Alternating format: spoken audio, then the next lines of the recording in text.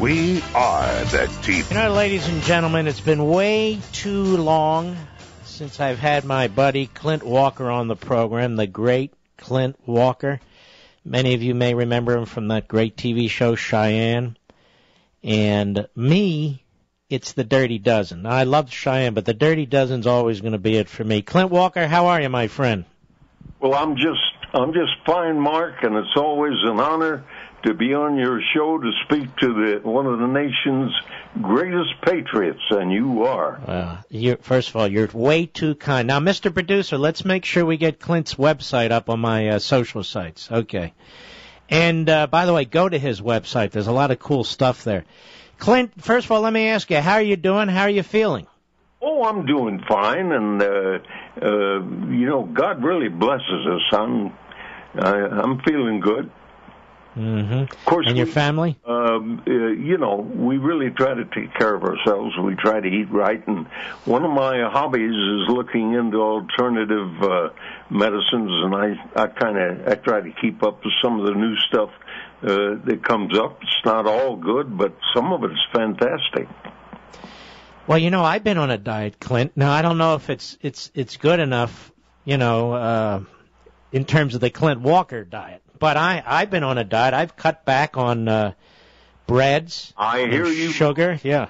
I hear you've lost 20 pounds. It's 20 now. That's right. So. Well, I think that's fantastic. Well, it's not like I'm doing without. You got to be doing some of the right things, and I'm glad that you are, because you're a national treasure. We can't afford to lose you. Well, first of all, you're very kind, but I wanted to ask you some questions if we can get into some of this stuff. You're up on politics and government. You keep an eye on these things, and you don't hold back. You give your opinion. I mean, you see this spending and the borrowing, and then people want to make cuts, and then all of a sudden, if you cut, you're going to hurt the children and the seniors and medicine. What do you make of all this? Well, what I make of it is anybody can say anything they want to. Talk is cheap. If you really want to know what's going on, I don't care whether who it is. Never mind what that person says. Watch what they do, because their actions are going to speak louder than any words. And I don't like the actions that I'm seeing on behalf of this administration. It's tearing this country apart. The question is it all deliberate? It does not look good.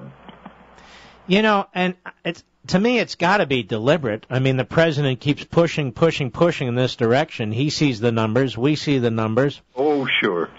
Yeah. Now, give me... Go ahead, I'm sorry. Let me put it this way, Mark.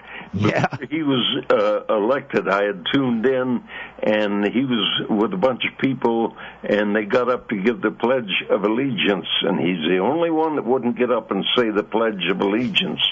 Mm-hmm. And my instincts told me right then and there, this is not a patriot, this is not a true American, this is not a man that's going to make us a good president. And what you mean by that is, I mean, at a minimum, you ought to show respect for the flag, respect for our traditions, and respect for our history. Yeah. Absolutely. People have died for that. That's right. A lot of them have. And I think there's too many people that, I guess, are not aware of that. And I tell you, all those people that have died in the wars, including the Second World War, which was terrific, we owe them something. And we owe it to them not to let that happen to this country. I want you to remind everybody, because you started from very humble beginnings. Tell us, how did you, as a young man, what were you doing, and how were you discovered, and when you went to Hollywood and so forth? Well, started out when I was old enough. I started work when I was 9 years old. That was during the Depression. My mother sewed for a living, and she'd have pieces of cloth left over from dresses, and she'd make pot holders and aprons with lace around them, cutest little things. and I'd go from door to door and sell them.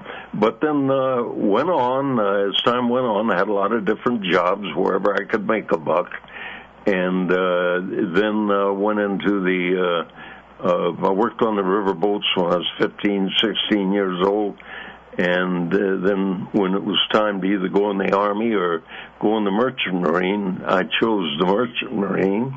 And when I came out of there, I got into... Hold on a second. Hold on. The Merchant Marines. Was this during World War II? Yeah. Right at the end of it. And,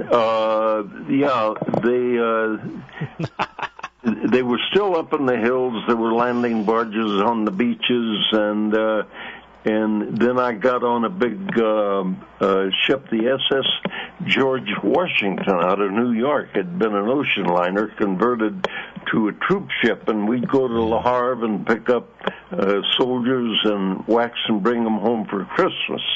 The only thing is we got caught in one of the worst storms in the Atlantic. And as big as that ship was, I tell you, those waves were so high, I thought for sure they were going to just roll right over that ship. But she'd always rise back up on top. Now, Clint Walker, we lost a lot of men, Merchant Marines, in World War II, didn't we? I think about 90-something% of the ships that went to Murmansk, Russia, bringing them supplies, got sunk. Unbelievable. And some of the guys got torpedoed 3 different times and lived through it. Mm-hmm. I was lucky. I was very lucky. I didn't get torpedoed, and I didn't really see any action as such. I got there mostly when it was over with. And so where'd you go from there? Well, from there, I got into construction work, and then I wound up in Texas for a while. Then I went to, from there, I did become a sheetrock contractor.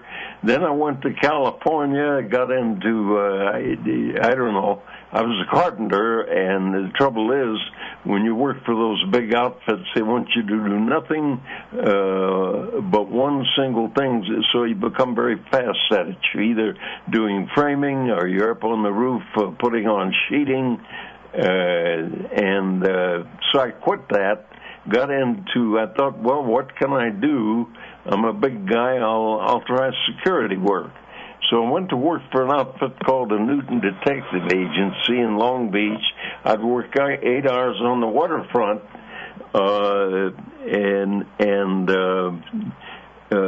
making in the warehouses. And I'd come home after 8 hours, change my clothes, and go out and work another 6 hours in the nightclubs as a bouncer. And from there, I went to Las Vegas because I heard they made better money there. And you know, it was a funny thing. I left for Las Vegas. I was in I had my wife and child. She was about 5 years old then. And in an old 36 Chevy Coupe that didn't have a starter motor in it, and I couldn't afford to buy one then. And I would always make sure I was on the hill or on a level where I could, push it and run. I was pretty strong. So what year was it that you went to Las Vegas? How's that? What year was it that you went to Las Vegas? That would have been about 1952 or 3. All right. So now you're a security guard where? In the brand new Sands Hotel. Mm-hmm. And what happens? Well, and then I was there for a year and a half, and I met some Hollywood people, and one night when Van Johnson was doing the show there, he came up to me and said, I don't know if you're interested, but one of Hollywood's biggest agents is here, and he'd like to talk to you. And, I was there to talk to the people and help him have a good time. So I said, I'll talk to him. And I did, but I didn't seem very, very interested, I guess. He gave me his card, said, you'd have to come to Hollywood. I can't promise you anything. If you do, look me up. And I got thinking about it, where am I going to carrying a gun, the badge, not too far. And in Hollywood, the bullets aren't real. And now and then you get to kiss a pretty girl. Oh, jeez. So, now I've got 3 minutes. So I want to know from there, then what? All right.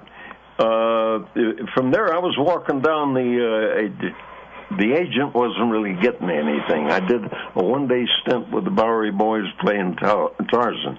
An old character actor stopped me on the street, and he said, DeMille's looking for big guys like you for 10 Commandments. If you want to give me your phone number, I'll try to set up an interview. And I gave him my phone number, didn't want to hurt his feelings, and forgot about it. And 2 weeks later, I get a call to go down and talk to Henry Wilcoxon, who, was a very fine male lead in his time, now was DeMille's right-hand man. To make a long story short, he arranged for me to meet DeMille. I'm on my way down there to Paramount Studios on the freeway, and I see an elderly lady trying to change the tire on the car. And I could see she couldn't do it, so I stopped and did it for her. And she said, "What owe you?" And I said, "Nothing. I'm glad to do it." She said, "I hope I haven't made you late for anything." I said, "Well, I got an appointment with Mr. DeMille at Paramount Studios, but I'm sure it's going to be okay." And we went our separate ways. Got there, sure enough, I was late. When I finally got ushered in, DeMille, who was a very commanding individual, he looked me up and down. He said, "You're late, young man." And I thought, oh, boy, my career's done for before I even get started. And I said, "I'm sorry, sir. I stopped to help somebody on the freeway." He said, "Yes, I know all about it. That was my secretary." Wow. Now, how about that? You think there isn't somebody out there looking out for us? Oh, my goodness. For us? And from that, I got a part in 10 Commandments. I'm that big ugly fella with the horn, a red cape, standing by the throne all the time. Well, listen. I've got 45 seconds left. I want people to know what a wonderful guy you are. You're a terrific guy. I want them to go to ClintWalker.com. ClintWalker.com. There's wonderful things there that Clint's got available. And I've been there myself. And Clint, my best to your wife, and God bless you, my friend, okay? And God bless you, and God be with you. You're something else. I admire you. Well, I feel the same with you, and man, it's an honor to call you friend. It really is, and I want to bring you back more often. So you take care of yourself. God bless you. Anytime, and you take care of Mark Levin. All right, my friend. Isn't that amazing? I love that guy.